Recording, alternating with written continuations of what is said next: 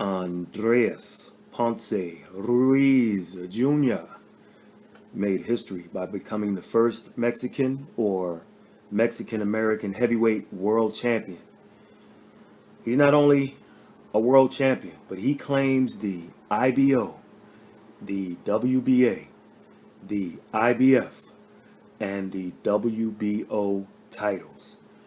The world is his right now.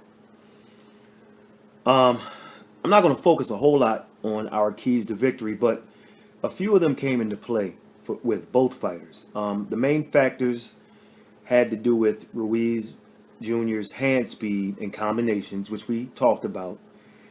And we also mentioned Anthony Joshua is a great counterpuncher.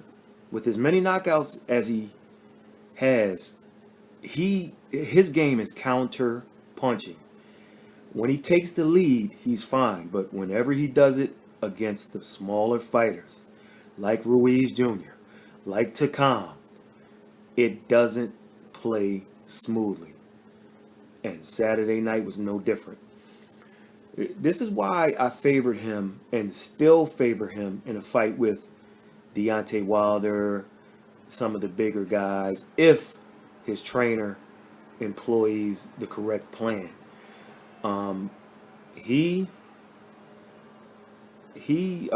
does well with the bigger guys. Your Dillian Whites, so on and so forth. But he needs to let guys like Wilder come to him and attack. I know that doesn't seem, especially after him getting stopped, I know that doesn't seem like a lot, but or it doesn't seem like it makes sense. But you let guys like Wilder come to him and attack. In other words, let Wilder be Wilder, and then you counter him with your big shots. But this video isn't about this video is about Joshua versus Ruiz Jr. In our keys, we talked about not exchanging with the faster-handed Ruiz or Ruiz, take your pick. And Joshua dropped him, and he did just that. And so everyone's quick to judge, but let me ask you something. If you had 21 knockouts in 22 fights and you dropped a guy, would you have backed off, or would you have gone in to finish Ruiz? At only 21 fights, Anthony Joshua was still a champion and learning. He's a prospect, pretty much. And he's at the prospect stage. But he had 4 world titles, and unlike a Gervonta Davis, who's a 2-time champion, they had to move AJ just like he was that, a champion. Not move him like a prospect, as they have done with Gervonta Davis, even though he's a 2-time champion. They're still treating him as if he's a prospect. So, too much too soon, maybe, for AJ. He's just had a problem with these shorter guys. Not that he didn't have flaws, but just he's cool with the big boys, but these shorter guys, I don't know. But one flaw AJ has that more than likely won't be corrected is, and we talked about this in our keys, the best way to beat him, if you don't catch him early, is to wait until the 6th or 7th round, where he has his stamina issue. If you can get to him before he gets his second win, you have a shot. Now, unfortunately for him, Joshua seemed to be gassed like in the 3rd round. And with anxiety being a contributing factor, And then the fact that he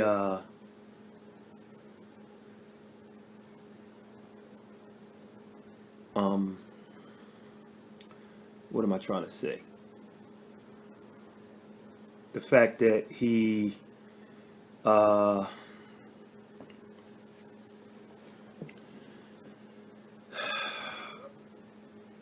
already gassed in around the third round. And by the time he got to the sixth round, he's gassing again a second time, which is around the time he ordinarily does. So it's crazy, but that's just how it is.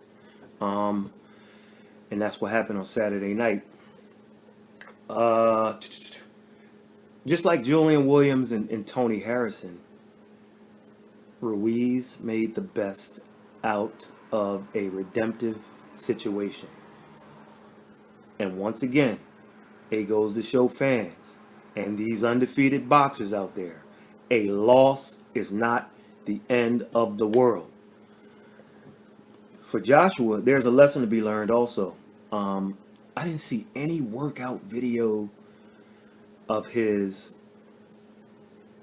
leading up to the fight. I didn't see any video of him training and getting better. What I saw was a dude who broke camp and chose to go to Miami Beach to have his camp. And all I saw him doing was hanging around the beach and losing his mind and not training. Eddie Hearn covered for him by saying, oh no, he was training this whole time. That's not an excuse, but the videos are out there. The one with Tevin Farmer, where AJ had those sunglasses on. Remember that? The one with his homeboy, where he's just walking around the beach and hanging with the bitches. So, understand this.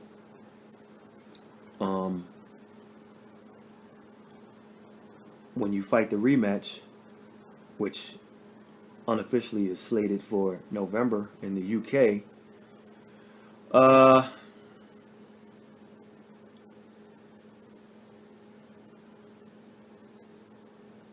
you got some things to work on. But will we have a rematch in November in the UK? And I'm not saying it's the right or wrong thing for Joshua to do. I'll talk about that in a second. You know, I've seen so many classless comments and people laughing and thinking this is funny. I mean, I got people calling me laughing, and I'm like, what's so funny? And then so many comments of people just coming out of the, like, Anthony Joshua is not a guy who rubs most of the world the wrong way, and for so many people just to seemingly just hate this guy out of the blue. Now, mind you, I hadn't heard from any of those people, and it's like I never found things like that. Like, I'm not a Jermell Charlo fan at all, and I dig Tony Harrison, but when he won, I'm like, and then dude goes into the locker room crying. I'm like, what's so funny?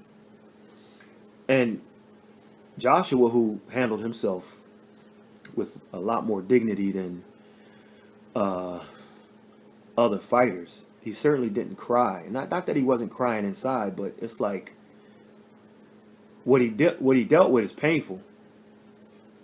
You understand? Don't get me wrong. But just the way he handled himself. But he knows he let himself and his people down, and his fans. And you think Charlo didn't let Houston down, and his fans and his people? And I just didn't understand what people found funny. I remember as a kid, watched Mike Tyson knock Trevor Berbick down, and the Joshua shot, for all these experts out here, it wasn't so much a shot on the chin. Oh, his chin is this, his chin. He doesn't have the best chin in the world. Deontay Wilder doesn't have the best chin in the world. Tyson Fury doesn't have the best chin in the world. All of these guys have flaws. It was an equilibrium shot, and if anybody's ever had vertigo, or just if any boxer out there or anybody who fought ever got hit with an equilibrium shot, it's worse than getting hit on the chin, for sure. It's because even when you get your legs back together and your legs are right, they still aren't right. It's you're not you're not on steady legs for the rest of the fight. For him, I thought he should have been finished prior to that. For him to last 7 and then have the referee say, "You ready to go?" and he said yes, and then he nodded his head, and then the ref said never mind or whatever, for whatever his reasons was. I don't care what Joshua's body language said. He was up, he was asked, he said yes, and he nodded his head, and then the referee just did him dirty or what have you. Body language, sure. He wasn't there, but he wasn't there from the beginning. I don't know if he was going through the motions or disinterested and really ready for that bigger fight with a Wilder or a Joshua. I mean, with a Wilder or a Fury, what have you. But it doesn't matter. But the classless comment, people texting me I ain't heard from in 10 years. I'm like, I don't remember laughing when Burbick tried to get up and fell down and tried to get up. Maybe I did as a kid and I don't remember, but it would have been because I didn't know any better. But I don't get it. I don't get the hatred for this young man who's been nothing but class from day one. I mean, I understand he's not an American, but good gracious. He ain't talking about killing nobody or getting no bodies in the ring, man. It's like, but that's why people love Mike Tyson, I guess. I guess that's just the world we live in. Deontay Wilder. Here's the difference between Deontay Wilder and Tyson Fury. Wilder's all over the internet calling AJ every name in the book, telling the world he knew he was a fraud. He knew he was a quitter. Whereas Tyson Fury said, hey, these things happen. You know, dust yourself off, regroup, come back stronger than ever, or something like that, which I think was pretty classy. But, I mean, all I'm saying is this. All of these guys are going to lose. Even in Wilder, come on, dude. You 2 fights ago, you lost to Fury. Like, you should be having the type of comments Fury had. And for you to say that, all I'm saying is this. Because this is a Vladimir Klitschko moment and a Lennox Lewis moment for Anthony Joshua. You know, they both were arrogant. They both took opponents for granted. They were both on top of the world, and they both got stopped. And it was a wake-up call for both of them, and they both went on to be great and Hall of Famers. And they switched and went to Emmanuel Stewart, and he took them from being decent to great. There's only one problem here. Emmanuel Stewart ain't walking through that door, baby. So AJ's going to have to do some more soul searching. You got to look at the sanctioning bodies now. Are they going to pull a move where they say, well, I know you're going to sign for an automatic rematch, but hey, this is the IBF, and we got a mandatory you need to take care of first. This is WBA. We have a regular champion you need to fight. So it depends. A lot of people celebrating for Wilder, but there was a $100 million offer on the table he didn't take. So this is money out of his pocket. And so if Joshua decides to fight Ruiz again and loses, how much less, because it won't be more, how much less will Wilder get if there ever is an AJ fight, and vice versa. If Wilder loses, if Fury loses, and so on and so forth.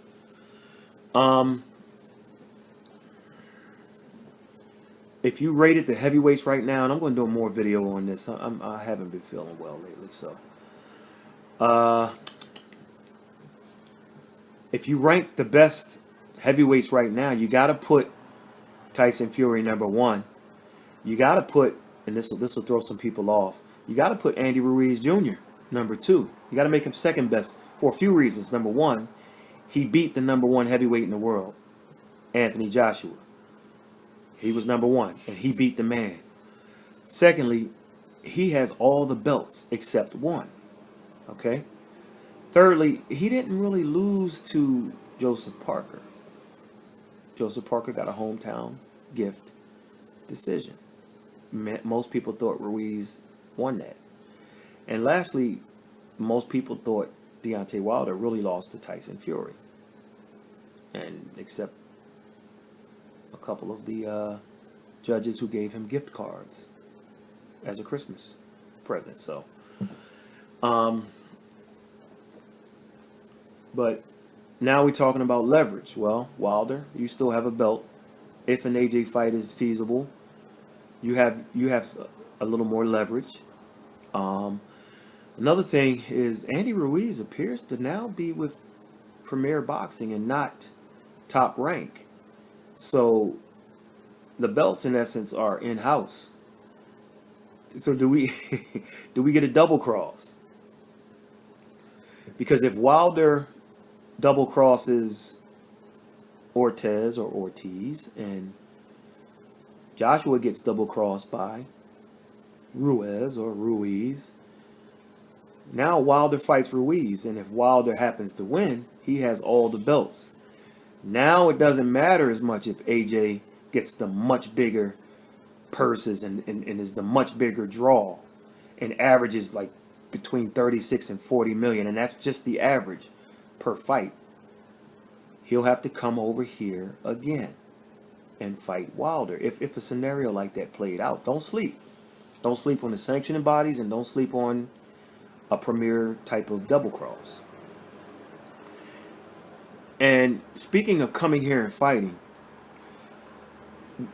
prior to this fight, Deontay Wilder said contracts were signed to fight Ortiz and Fury in rematches.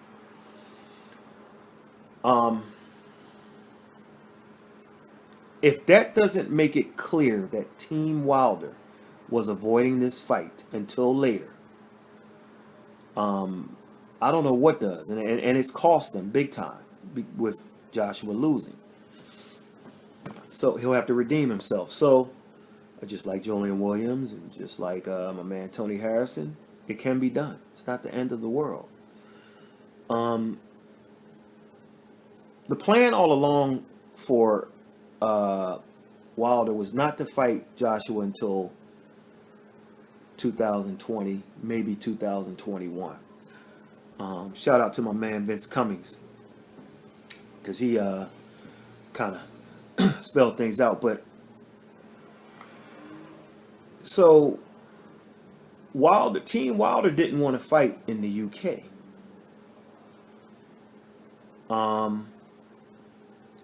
And they didn't want to fight Joshua until further down the line when they absolutely had to. But if they could avoid the UK, they would do it.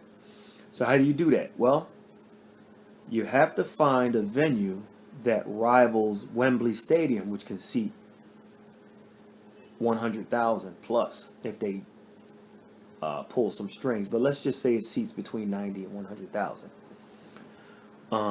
So the first thing you do is you look in the United States, you look at Cowboy Stadium. Okay, good choice, but Cowboy Stadium doesn't have the hotels or casinos for a fight that big. We're talking Joshua versus Wilder. Okay, they don't have it. They don't have the hotels and the casinos. You look at New York. Good choice, but New York doesn't have the hotels and casinos. So the obvious choice is Las Vegas. Las Vegas has the hotels. Las Vegas has the casinos. Las Vegas has the crowd that's going to come to support that fight. But the reason you wait until 2020 is because the Los Angeles Raiders new stadium will open in 2020. Now you have a venue that can seat 80,000, 90,000, however many thousand, and you have the casinos and hotels to back it up. And I think that was the plan, because now you can have it in the U.S. and you can make big, big, big money at the gate, and so on and so forth. And plus with Vegas, for the fans that don't attend, they have that blackout rule, which forces you to go to MGM properties and purchase the pay-per-view for more than you would if you were at home watching it on television. So, but none of that's going to matter, because it's a fight that may never happen. So we'll see. Where do you go? Ruiz has some choices to make. If I'm him, look. Any loyalty to some premier boxing or whatever, look, the money you're going to get for a rematch in the UK for Joshua is just more than you would get to fight Wilder or even Fury or anybody else. You take that rematch, you beat the guy, you feel you can beat him again, and you're going to get big money. For Joshua, if you don't fight Ruiz, I wouldn't touch the most dangerous man in boxing, Dillian White. I wouldn't touch that fight.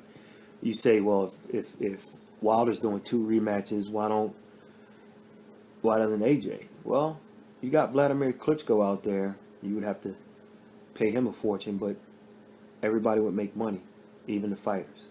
Either way, even the fighters and the promoters, no matter how much you paid for that rematch. The Dillian White rematch I wouldn't touch. I mean, if you're going to go for it and go for broke, maybe you fight Tyson Fury.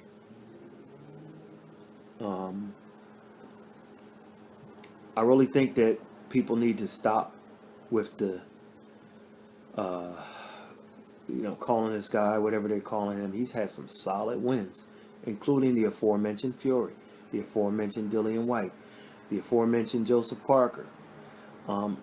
So, bad night at the office, he's going to have to regroup, and we see where he'll go. Ruiz, it'll be interesting. He's going to be tempted. Now, is he going to show his loyalty and earn less money like Louis Ortiz? You know, people talk about how dumb does Jarrell Miller feel right now, but how about Louis Ortiz? He could have... If Ortiz would have went in there and won those 3 belts and then fought the rematch with Wilder, oh, that would have been bananas. Nevertheless, that's not how it played out.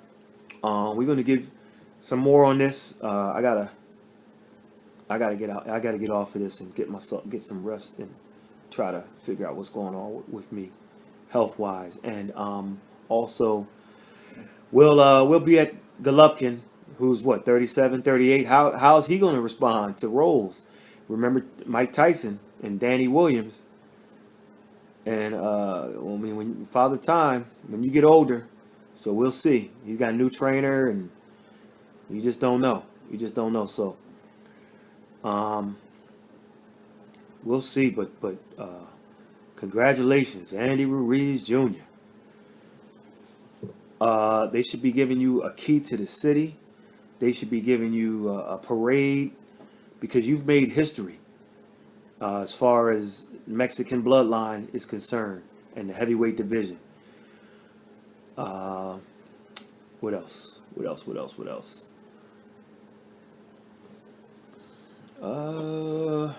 I cover everything I wanted to talk about?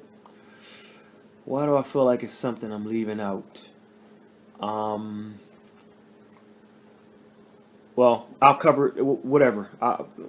One of the next videos, I might combine it with whatever I say about Golovkin, or just talk about it in the aftermath of both fights. Catch you later.